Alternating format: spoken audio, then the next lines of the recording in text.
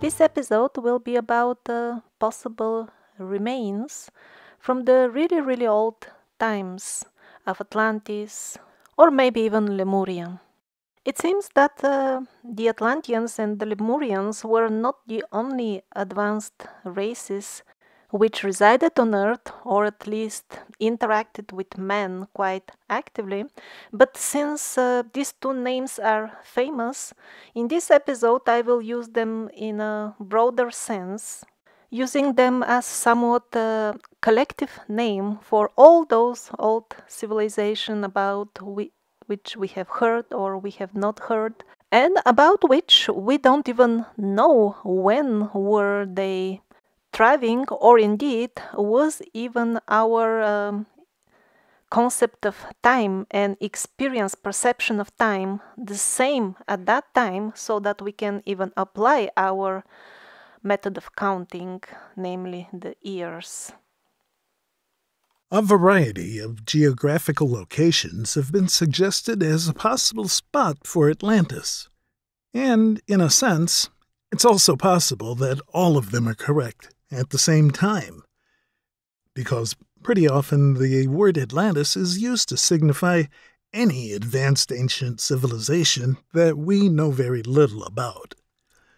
And since the legends suggest that Atlantis had a number of cities and districts, it's possible that many of them were built following this round city plan that we usually associate with Atlantis. In addition, they might have had outposts in the neighboring areas, or even worldwide. Possibly the outposts were built following the same round design. It's possible that those that survived the terrible destruction of Atlantis have been building their settlements following the general idea of that round city plan of Atlantis as well. So the conclusion is, not everything that is round is the capital of Atlantis. In the previous episode about the Americas, we saw also that modern cities in both the west and east coast are built on older ruins, about older channels, at least water channels, about which we know absolutely nothing. Part of those ruins is the very familiar round design for a city. Maybe even that city is a type of a distant memory of the Atlantean design of cities. The Atlantic Ocean seems to be the most promising prospect for finding well-preserved underwater ruins of an ancient advanced civilization. Most map providers have already switched to what is called the most recent and detailed map of the ocean bottom available. In reality, it's the most smudged image you can find. There are some map providers that still keep portions of the older, more detailed maps, but we are not aware of anyone displaying online maps we could see just years ago on the internet. Here is sitting side by side. On the left is the most recent one. Obviously, data has simply been removed.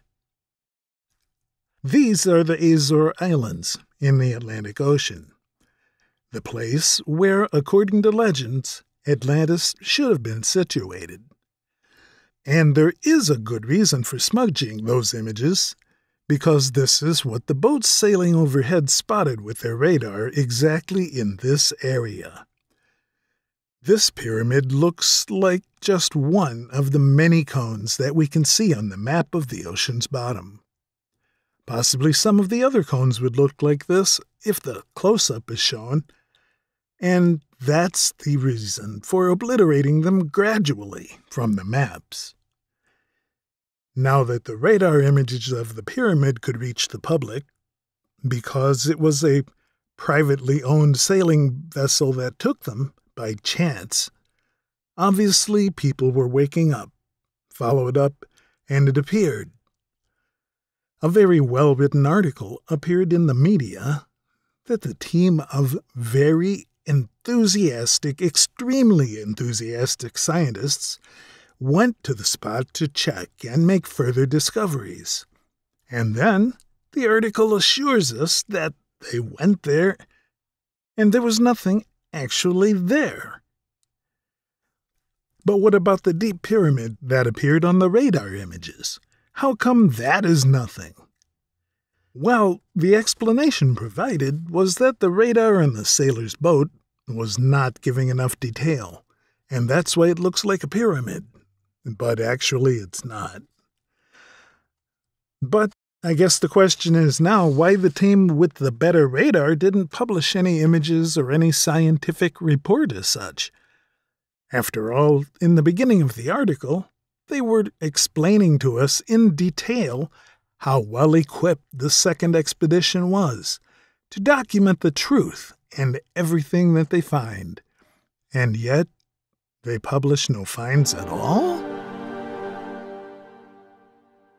This type of object was found on the bottom of the Baltic Sea. Again, they took advantage of the fact that ordinary people can't just go over there, and they did nothing to explore it seriously. But they made a very clever trick. They called it the Baltic anomaly, thus subtly implanting in our psyche that it is not normal to expect to find such things, even when we find them.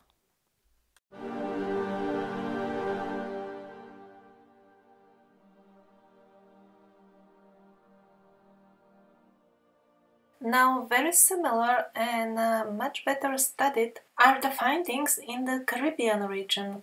At least some 20 of them show the necessity of rewriting the history of the full region, and in some cases the official history of the full humanity.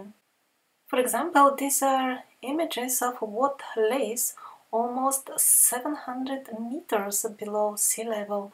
That's a lot. According to mainstream geologists, it should have taken tens of thousands of years for this surface to sink that much. And then their penguin colleagues from the history department assure us that this is what we were doing, more or less in that time period.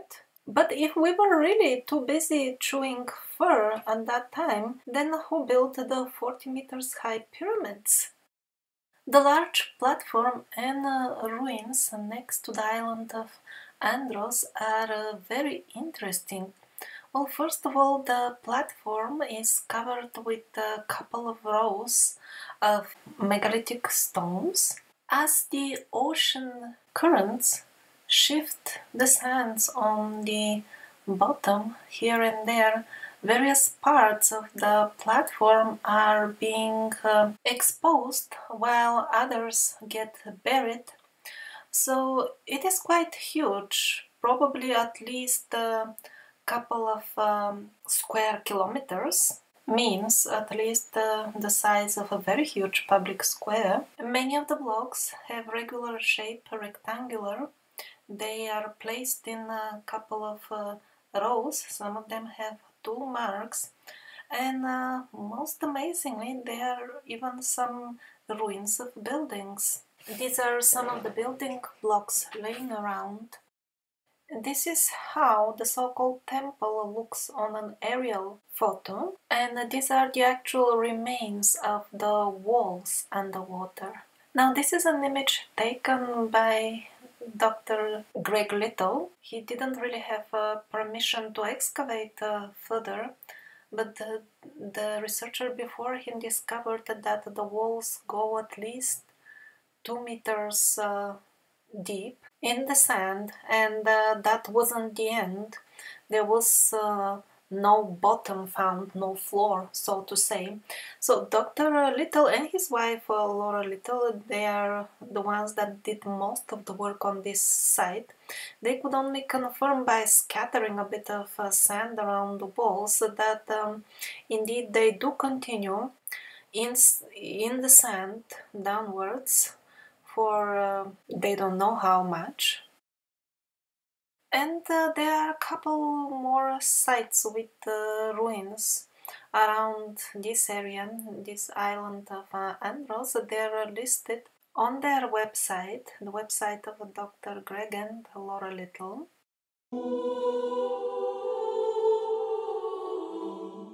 Some steps again, part of those ruins.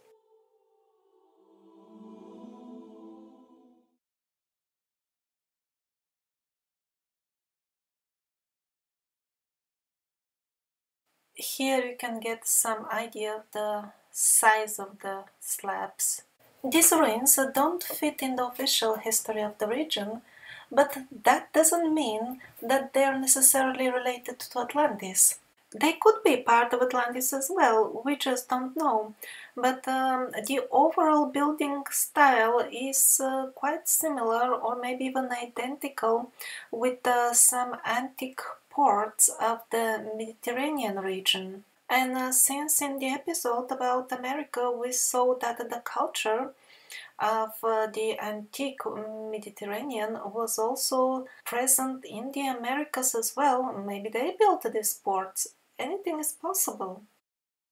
Here we see some Romanesque looking architectural elements made out of marble. Now the diver is about to reach the first one of them.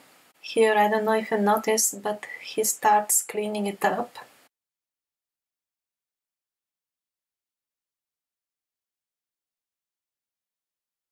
And this is another one, or the first piece, but cleaned up of the sand.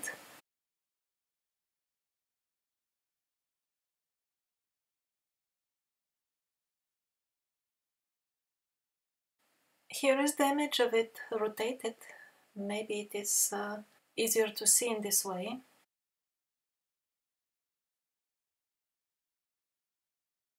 This is the material, the type of marble which these elements have been made.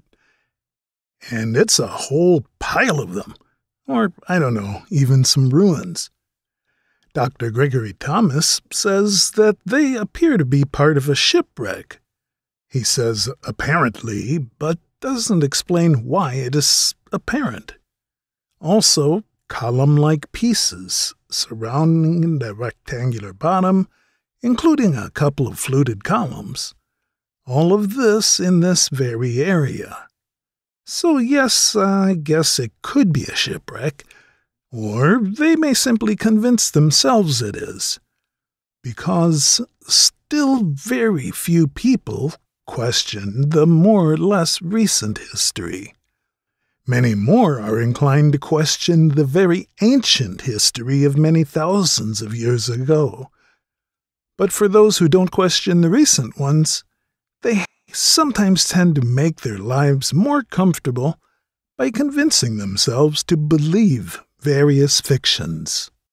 So they have a couple of spots with various types of columns. Some of the columns have been taken away already by the penguins, others have remained.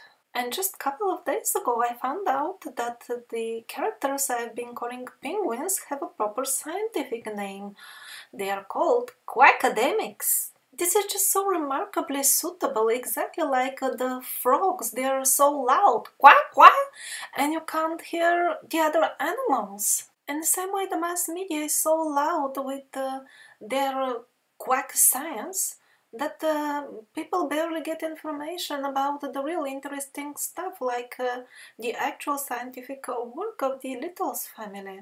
The quackademics have their own crowned king even. A character from Egypt called Hawass. Although the Bimini Road is by far the most famous find in the area, the others are not less interesting. And all these others don't even have proper names yet. They appear to be harbors or jetties in the nearby islands. They have anchors, they have many slabs that are perfectly rectangularly shaped, and some of them are even in shallow waters. Why are they not studied properly yet? It is not a very recent discovery. We haven't just heard of them. They are known since decades. Well, the academia took serious measures to ensure that proper excavations are not done, because it's obvious that such excavations would seriously damage the reputation of the quacks, and people may even stop believing them, even though they continue to wear their Armani suits. Some sort of corporation was quickly given exclusive rights to do any research in the area, and the experts of that corporation, well, they didn't find it really necessary to go into details and dive in water, but the conclusion was already that it is natural bedrock. And as far as the columns and other architectural things, well, they must be from shipwrecks, you know. And then further on in these documentaries, instead of showing the actual site where many stones have holes in them, they simply reported that there are no stones at all that show any signs of manipulation, although many of them are simply pretty much standard anchors, identical to the ones used in the ancient harbors of Europe, for example. And what about the numerous megalithic stones that have perfect rectangular shape? Did the special plum trees in the region start bearing them on their branches? But even these lies were not enough for their documentaries. They went way further. Employing software for image manipulation, they made two blocks that are found next to each other to look as if they belong. The lines in the stone are connected and they belong to the same slab. Dr. Greg Little was very surprised when he saw that image in the documentary. He examined it and he found out it is simply an image manipulation and not an original one. And then when artifacts or stones of intelligent design appear, they hide under very misleading labels like anomalous. What does it mean, anomalous? It is perfectly normal to have an artifact if there was something going on in the past there. Scientific conclusions should be made based on those artifacts, actually. People who label them as anomalous don't understand the very basics of the meaning of science.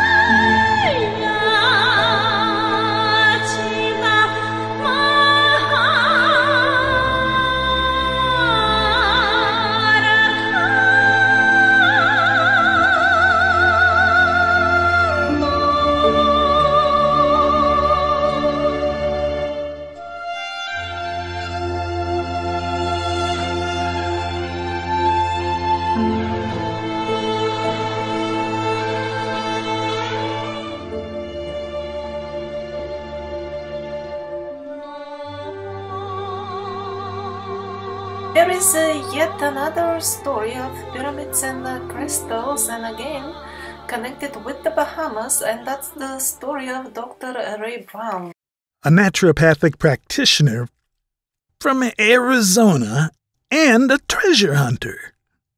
So he claims that he has been searching for treasures in the area, and he found underwater glass or crystal pyramids, and even a ball of crystal that he found in some sort of chamber underwater. His story doesn't sound very credible though. First of all, okay, he claims that his equipment went out of order due to storm and that's why he could not capture any images, but then why he never returned to the spot? That's weird. Treasure hunters are very persistent actually, they keep returning until they don't get hold of the full booty. And on the top of everything, his story was broadcasted on the History Channel. Do you see the H logo? This H stands for hoax. Only very carefully screened hoaxes are allowed on the History Channel. Hoaxes that will make the fog denser, and the very fact that Ray Brown was allowed to tell his own story in detail and be broadcasted to the world on history, well, it looks more like an attempt to discredit the alternative history researchers and present them in charlatanian light. But of course, most interesting appear to be the underwater pyramids off the coast of Cuba. It's a full complex. The stones, as reported by the discoverers, are some roughly 2 by 5 meters and are of a variety that is not local to the area. This is a photograph of one of the pyramids. As the research was happening, we read that scientific institutions are working on deciphering the hieroglyphs found down there, and yet, till date, for so many years, we still have not obtained images of those hieroglyphs. Findings of this type are extremely uncomfortable for the academics. So what to do if they tell us again that it fell off a ship or that it grows on hortensia plants? Well, they may start looking like stupid quacks, but they don't want to look like that, they want to look like quackademics. So instead of trying to explain what this is, they explain to people that what it is not, and it is not historic ruins, and the reason for which it is not is because the quackademics say so. The only proof presented were their expensive suit and impressively sounding titles. Believe it or not, but there are people with scientific titles who openly say that there cannot be any submerged city at that depth off the coast of Cuba, simply because these lands have been on the surface so many thousands of years ago, when there could not have been any civilization to build them. That's why it's impossible that they exist. But how come they obtained their scientific diplomas if they are not aware of stuff that is taught in primary school and sometimes even kindergarten? And that stuff is that the scientific knowledge should be based on facts and observations, on real things that you observe around. Instead of that, they refuse to observe because it doesn't match their theories. And despite the ridiculousness of all this, the propaganda of the academics gave excellent results. And here's an excellent example of those results. Another absolutely unrelated expedition, scientific one, is in open sea, exploring and scanning the sea bottom. This is what the crew wrote in their diary. Some of the rubble on the sea bottom, it means, was so angular and rectangular in shape that the pilot joked that we had found the lost city of Atlantis. That observation was made off the east coast of the United States, but that's how it all ended. A small note in the diary, just one published image, and that was the end, because people were convinced there cannot be any historic ruins underwater, because they cannot be. The academics say so. Now what about maps of Atlantis? Some of you might have heard about a very clever map maker called Philippe Boage. His map of Antarctica is a proof that he had a connection to that mysterious knowledge of the survivors that we are trying to trace. Well, if he knew such amazing details about Antarctica, the location of its mountain ranges, and how does it look without the ice covering, then it is logical to suggest that he could have known much more. Why, on one of his maps, he places a huge island in between Africa and South America? The island is not there on his other maps. Was he making a historic map?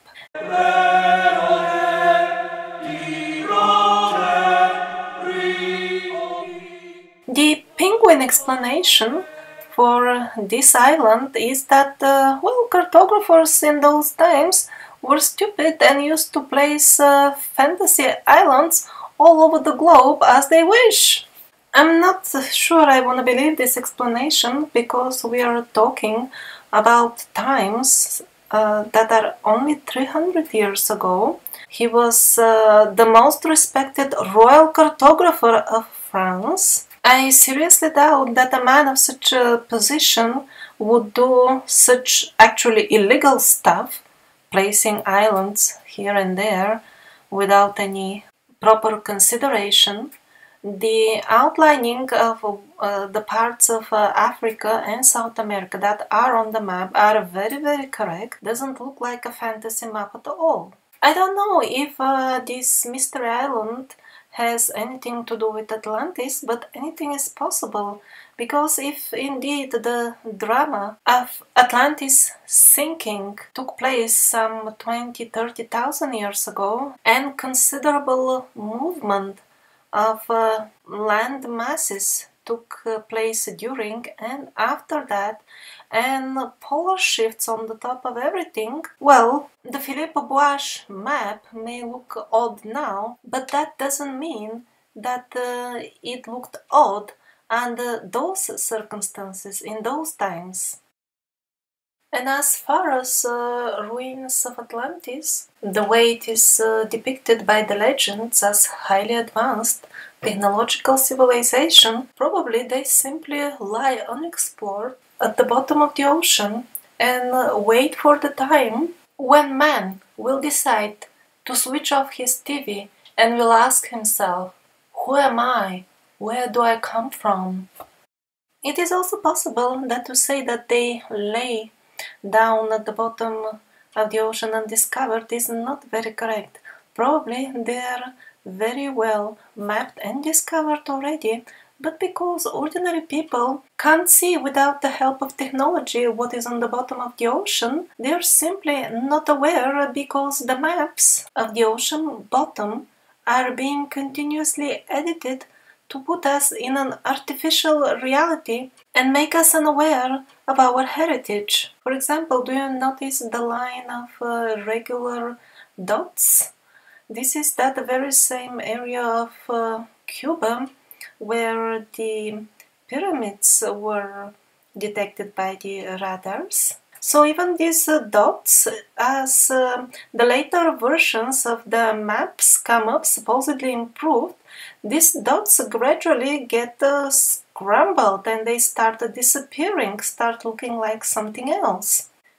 And finally, they disappear completely. This is the best, according to them, version. And what is even more disturbing than that is that when they improve the version, they delete the historic version, change the dates, and if you go to Google Earth and see the bottom of the ocean and go back in history using their tool, you will be shown the current version with old date. You will not be shown the previous version, which was obviously much closer to the reality. Look at the map now, everything smudged, smooth, flat plateaus, the sizes of continents all over the place. This is not realistic.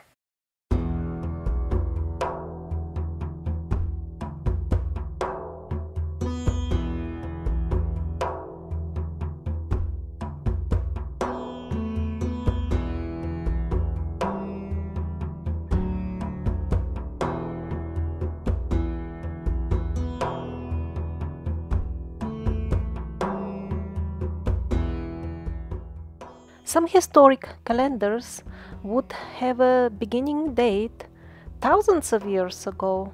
For the beginning of a calendar, always an important date is taken. Like for the calendar we use, more or less, the time when we at least believe Jesus more or less appeared has become a starting point for the calendar. That's why we say even before Christ. It's another question if he really appeared 2000 years ago, or we are just led to believe that was like this. Most likely he appeared just 1000 years ago, but that's a different topic. The point I'm making now is, how is it possible that if we were really chewing fur, let's say 7000 years ago, we would be able to remember that some important event happened at that time and make it a start of a calendar at a later date? Because if we follow the mainstream line of thinking, we could not have invented any calendar 7000 years ago because we didn't know what is a calendar anyway, or maybe even what is an year or a date. And it wasn't even that long time ago when calendars going back 7000 years were still in use. This is from Siberia, but the Slavic people also in the area of the Balkans, they also have this date. Even they remember that 7000 years ago something significant happened.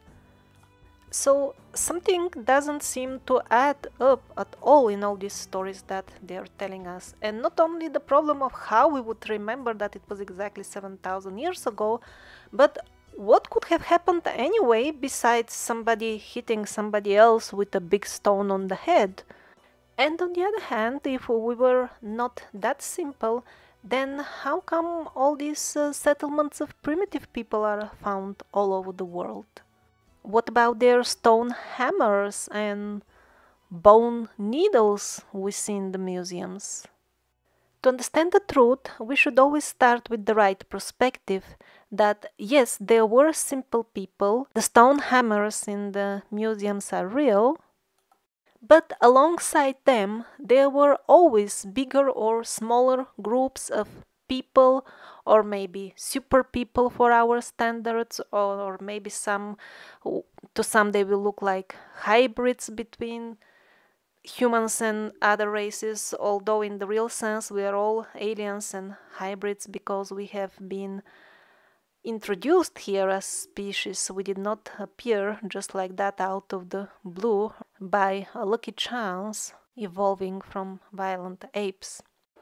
So these groups of more advanced people or beings, they knew more than the savage cavemen or simple tribal people around them.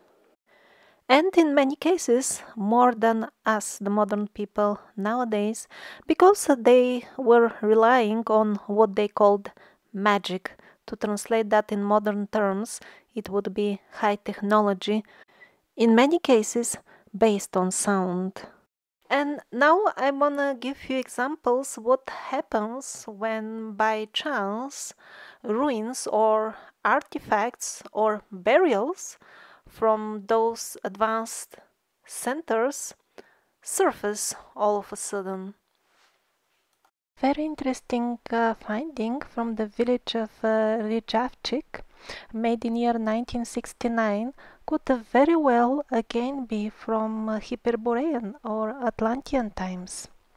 A local worker during his routine mining operations found a 2-meter long sarcophagus. It laid some 7 meters below ground level in the midst of some 20-meter deep coal layer which the miner happened to be mining. He opened the sarcophagus to find, to his utter amazement, a very beautiful lady, moreover perfectly preserved. She did not even look like a well-preserved mummy. She looked alive, as if sleeping. Inside the sarcophagus, she appeared to be in some sort of jelly-like substance, which at places had pinkish or bluish hue. She was of an approximate height of 1 meter and 80, and her features would resemble a very fine European lady of as of nowadays, and her amazing crystal clear blue eyes were wide opened.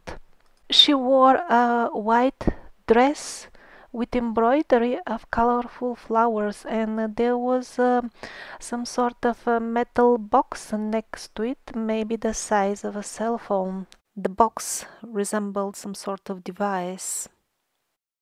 He called all the villagers, and all of them came to see the amazing sight. The sarcophagus stayed open in this way for half day, so really everybody saw it.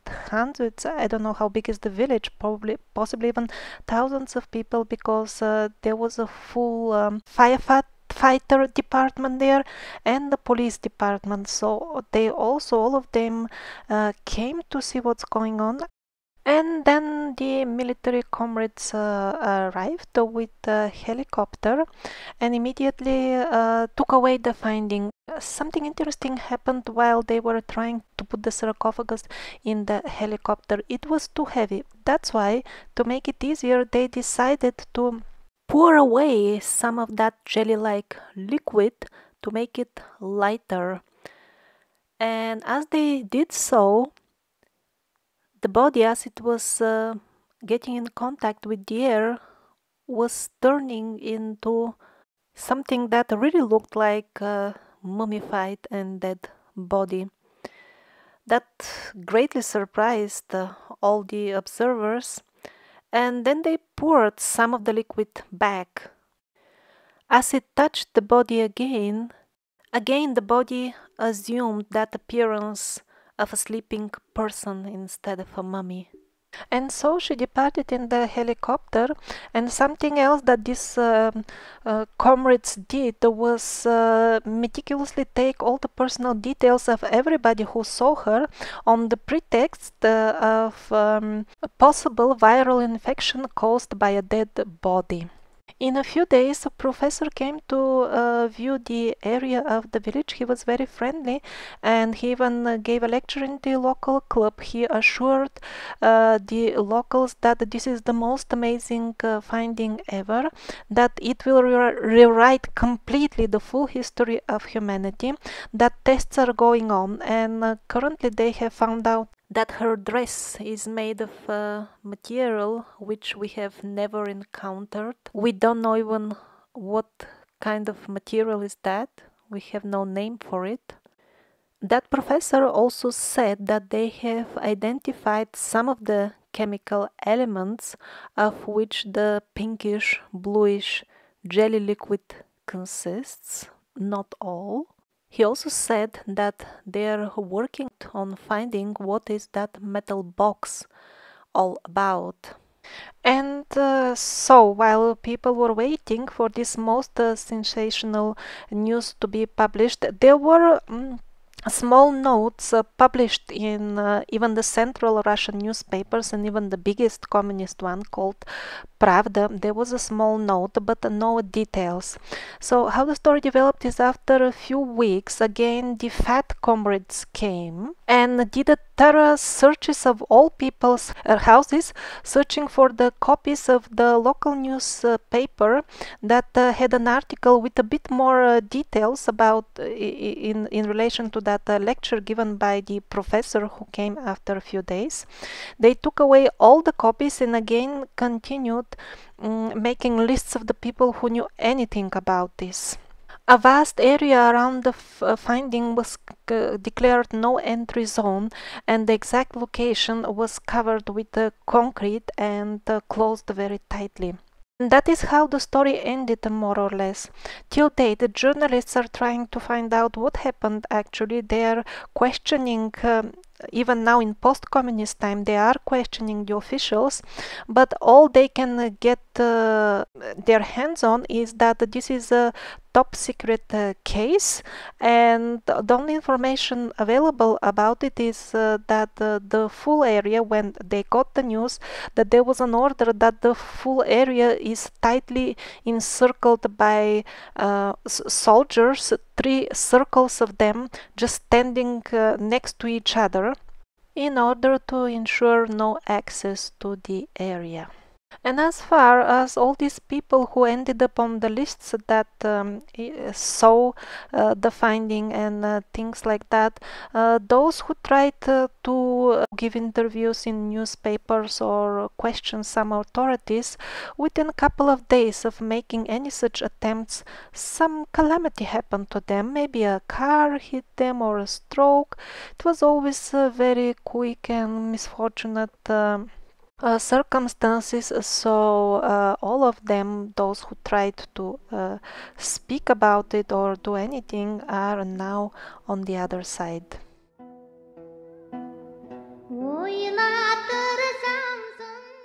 The sleeping beauty of this Russian village is now known as the ČASÜ princess, and only remotely similar thing that I can think about is the mummy from China known as Lady Day. She was also found in some sort of liquid, and she's remarkably well preserved, although she was mummified hundreds of years ago. According to some sources, along with the mummy of Lady Day, in the burial there was an old map of several Chinese provinces, which surprised everybody with its precision. To achieve such a precision, the sources say, one must have had some sort of aerial view of the provinces. Among the other artifacts found in this burial were medical books which described very complex procedures, like, for example, open brain surgery and heart transplant.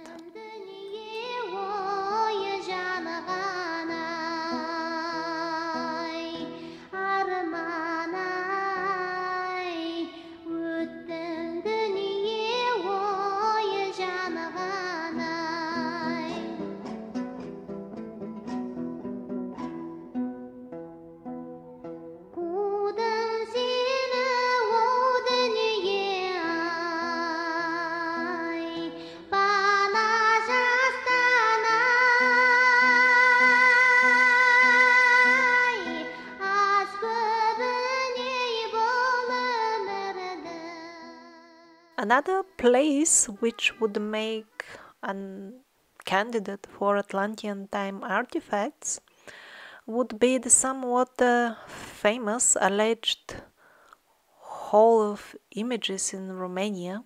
From what I have been able to find so far about all this, is that what you hear about it is not true. But as always, there could be some sort of seed of truth amongst all the fanciful stories you will find. So, in other words, it is possible that there is something extremely mind-blowingly interesting over there. But what it is exactly, we don't know, because all the rumors that were spread are not true. And this is a typical example of artifact that may very well be connected to Atlantis and Hyperborea. It was found in Ural, and is a very famous artifact. They found out that this actually is a map with the rivers in the Urals region thousands of years ago. The most interesting thing about this artifact is that the technology that made it possible to prepare this item is unknown to us. We cannot reproduce it. Even today, we don't know how to imprint this image on the stone nowadays. The very history of the artifact is also very, very illustrative of what happens to similar artifacts. Okay, that was the opinion of the experts. They concluded, this technology is out of our reach. It shows a region thousands of years ago, and after that it was exhibited in the museums. It is a very much mainstream accepted artifact, not disputed by anybody. Hundreds of photos were taken, and yet it was found few years ago, and now here and there, and at the moment what is the situation? Nobody knows where is this artifact. And no wonder if in a couple of decades they will start saying, oh, so where is that artifact? Maybe it never existed because, you see, it's not there. Somebody must have photoshopped all those images. There was nothing. Same like with all those bones of giants. Now they're telling us, but there aren't any. The evidence is missing, so all those reports and stories about giants, of course they're a hoax, there is no evidence.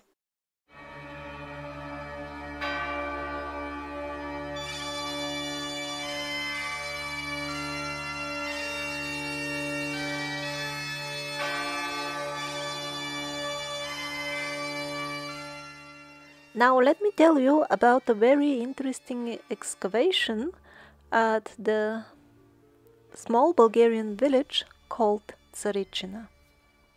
The great surprise of the local villagers, when early morning they found heavy military equipment vehicles to arrive in a great number in their village and start digging without giving any explanation whatsoever to the locals. First of all, they erected some 2-3 meters high portable wall around the site. The current location is somewhere in front of this house that you see now. And they started digging. Only highest rank generals and the president of the country were allowed to enter inside. The ordinary soldiers, they were just collecting the dugout material and carrying it away in military vehicles. Till date, no explanation has been given to the citizens of the country what was going on. That is why the Bulgarian TV made a documentary. And now I would like to translate for you what the officials have to say about these excavations. It will be not only very sad, but you will have a great laugh. So all these high-ranking generals and the ex-president of Bulgaria simply refused to give any interview or comments on the case. The only people that they could get some information from was an official spokesman of the military in Bulgaria. So let's see his version of the story. He says, and I'm really translating literally, I'm not adding anything. He says that a certain villager, a very ordinary person, nothing special, had a dream at night and decided that in the morning he should immediately go to the military headquarters of the country and tell the people about his dream. And I'm not joking, these are statements of the official statements of the Bulgarian military forces. In his dream, this villager saw the four most renowned Bulgarian poets. Please note that there is no mention that the poets told him anything about the digging or anything at all. He just saw four poets in his dream. And after telling that to the generals, they decided that the first thing in the morning is that they should dispatch their most elite military forces that should start digging in that village, and the digging continued almost 2 years. The underground tunnel went maybe some few hundred meters deep, and all because a person saw four poets in his dream. But they didn't know exactly where to dig. That's why early in the morning they contacted a medium, lady with special astral training.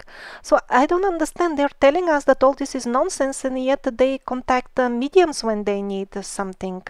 The lady was very surprised, and she told them that she cannot depart on the second because she is breastfeeding a really newborn baby. But they were so persistent that they must do it right now, that she had to guide them on the phone where to drive and where to start digging, because it was of extreme urgency. Later on, the military official continues, it is a 1-hour documentary, to repeatedly assure us that yes, they were digging, that's true, but they never found anything, and at the end they stopped digging. That is his version, and he tells the story in great detail, which is again a great laugh. So he says, how did they stop digging after 2 years? There was a change in the management in the military, and when the new boss came, he just opened the files and he noticed that there is some very strange project that somebody is digging for 2 years and not finding anything, and why look further for alien laboratory that has manufactured some of the human races. I beg your pardon, but from where did the alien races land in this military story, in his lies, that he's forgetting his own lies that he was telling 1 hour ago? It was all about some villager having a dream about four poets, right? How can I believe this military representative? Naturally, I would be much more inclined to believe her. This is the lady, the psychic medium, who was employed by the military and who also went inside the tunnels herself. And she also tells an amazing story how the original laboratory owners landed there and paid a visit to collect their stuff when they noticed that somebody is coming on their property. Probably many of you would consider that a little bit too far-fetched to believe in, but actually in this documentary they interviewed also the local people, simple villagers, who, by the way, confirmed that they saw strange lights in the sky exactly in that day and place where and when the medium was saying that the other races came to collect their property from the laboratory.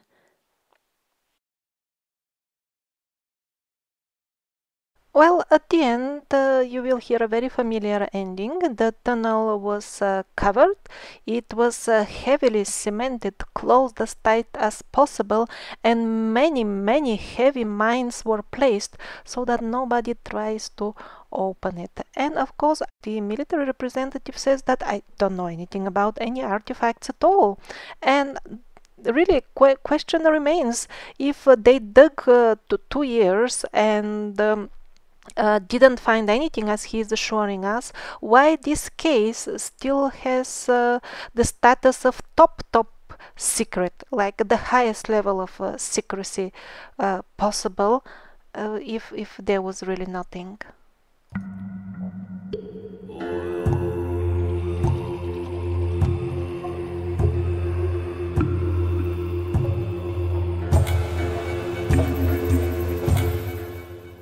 And again, during mining operations, and again under many meters of coal, this wheel was found in Ukraine.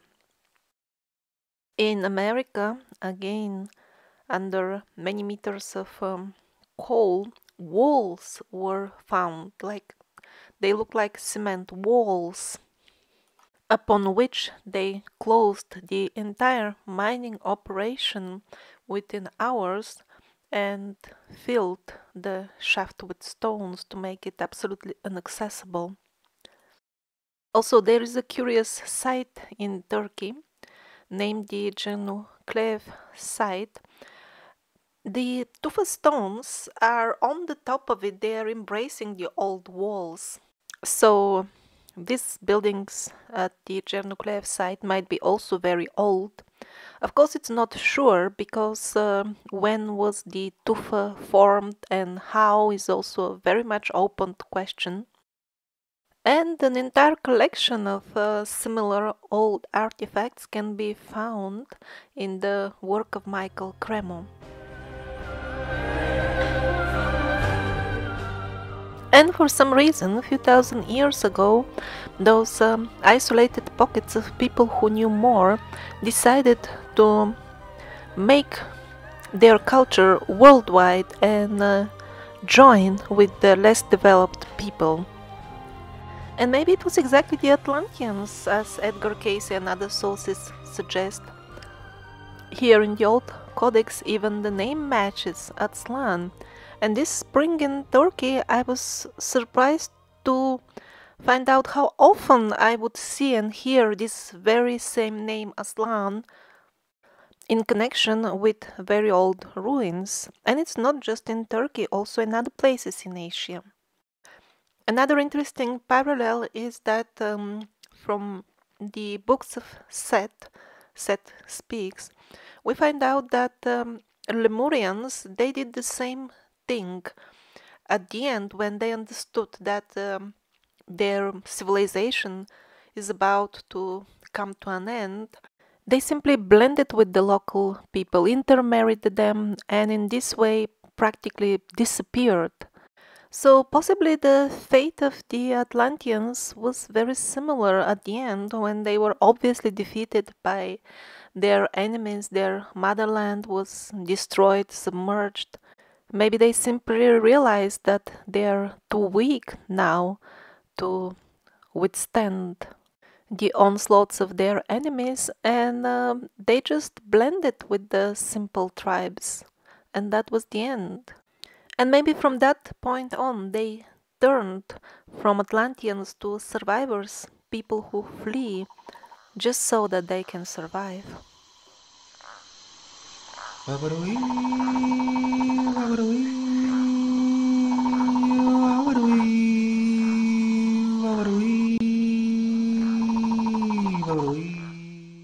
Indonesia. Ancient temples. Strange writing on the stones.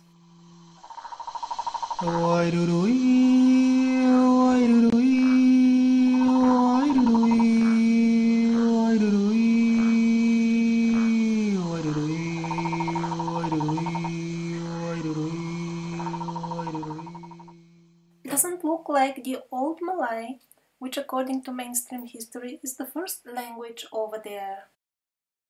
Even less similar to the classic Malay.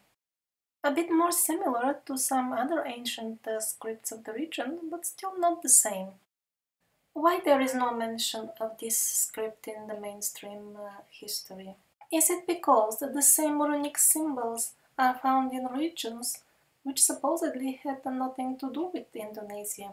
Very similar, if not the very same symbols, for example, from the pyramid in the La Manada, Ecuador. And not only the symbols in Ecuador are very similar. Very similar is also the way they are treated by the modern academia. In the official history, there is no culture whatsoever that should have been creating such things, not only in Ecuador, but in all America as such. The Indonesian symbols seem also very similar to those on the Kensington stone from US. And countless other artifacts as shown in the earlier episode about America. And runes are found all over the world. This is from Turkey. And although the name runes is different, the writing is the same. Also, what is called the Paleo-Hebrew seems to be very similar to those runes. More or less, all ancient nations of Europe used runes. Some other ancient Asian scripts are also very similar to the runes, and these two are from India. The Saudi Arabians also had their, is it runes or pre-Sanskrit, people call it with the different names. But it is very similar to what we saw in Indonesia, in South and North America, goes all over Europe. And although the writing would be very similar or even identical, if it is found in different countries, the academia will give it completely different names so that it will look as if the people were indeed backwards and restricted to their own village or their tribe at most. The very presence of runes worldwide suggests just by itself the existence of a one-world culture in the past. But for the modern mainstream history, this is such unbearable heresy that they had to even create worldwide network busy with hiding under all kinds of excuses the artifacts which testify to the existence of this worldwide civilization. The best artifacts, they never even make it to the museums. They disappear in numbered boxes on the way straight from the excavation sites. For example, we are shown the magnificent frescoes from Bonampak, Guatemala, but what about going there in person? Here you can read the story of how somebody with full government permits nearly ended in jail just for visiting the site, which, by the way, on the ground is not an archaeological site, is a top-secret military site. Digging out old artifacts is classified as top-secret operation and is, by the way, conducted by foreign entities.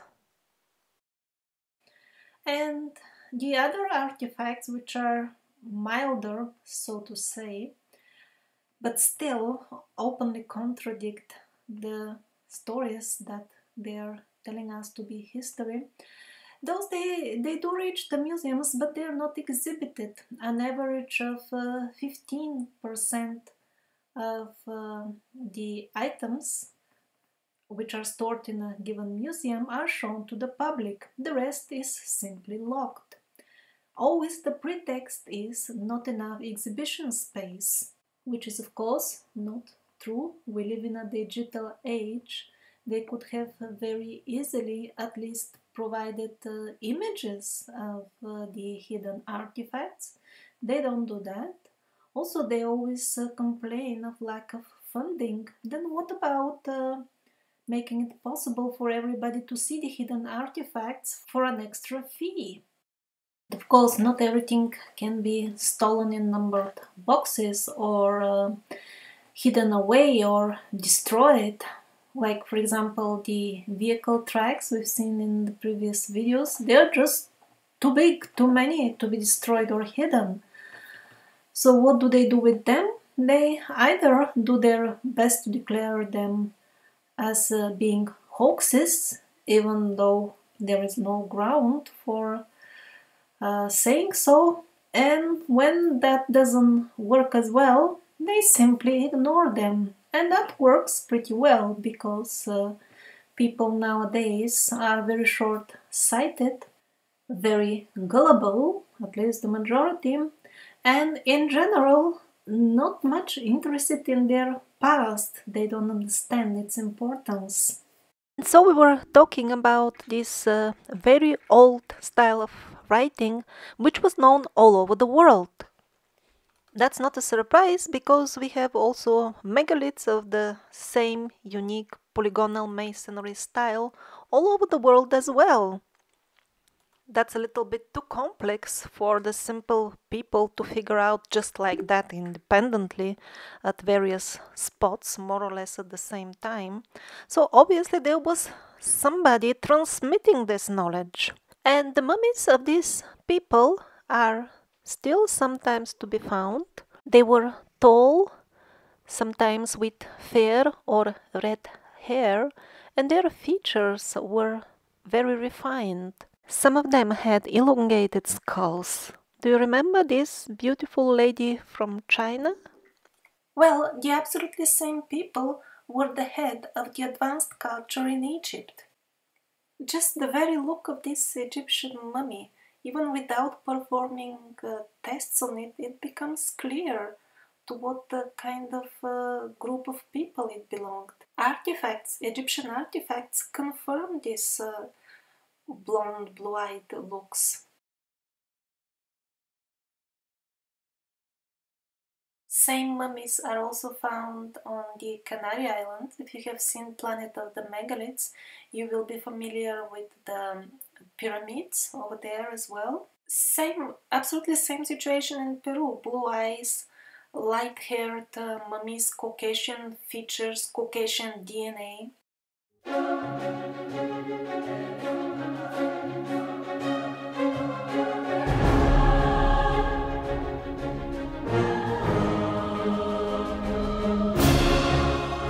On an old photo, we also see a blonde child in Hawaii.